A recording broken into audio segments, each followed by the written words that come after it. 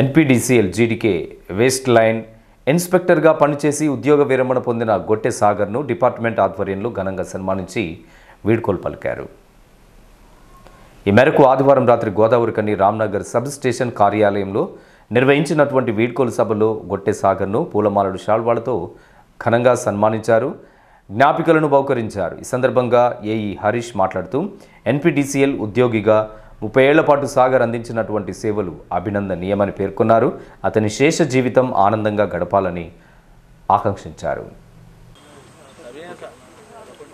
ఈరోజు 31 సంవత్సరాలు మన ఎలక్ట్రిసిటీ డిపార్ట్మెంట్లో వర్క్ చేసి రిటైర్ కాబోతున్న గొట్టె సాగర్ గారు లైన్ ఇన్స్పెక్టర్గా పనిచేసి గోదావరికని సెక్షన్ నుంచి రిటైర్ అవుతున్నాడు. తన రిటైర్మెంట్కు ఇచ్చేసిన విద్యుత్ ఉద్యోగులు మరియు వారి కుటుంబ సభ్యులందరికీ నా కృతజ్ఞతలు. మన డిపార్ట్మెంట్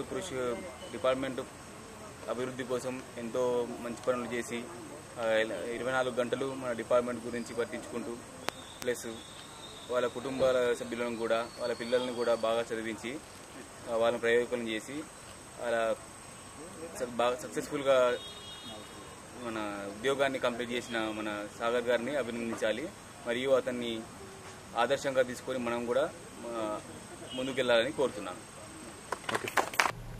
కార్యక్రమంలో సబ్ ఇంజనీర్ టి స్వామి, foremen Devayya, senior line inspector Venkatarajam, line inspector OSR, లైన్మెన్లు Raghupathi Reddy, Sridhar తదితరులతో పాటు డిపార్ట్మెంట్ సిబ్బంది, సాగర్ కుటుంబ సభ్యులు పాల్గొన్నారు.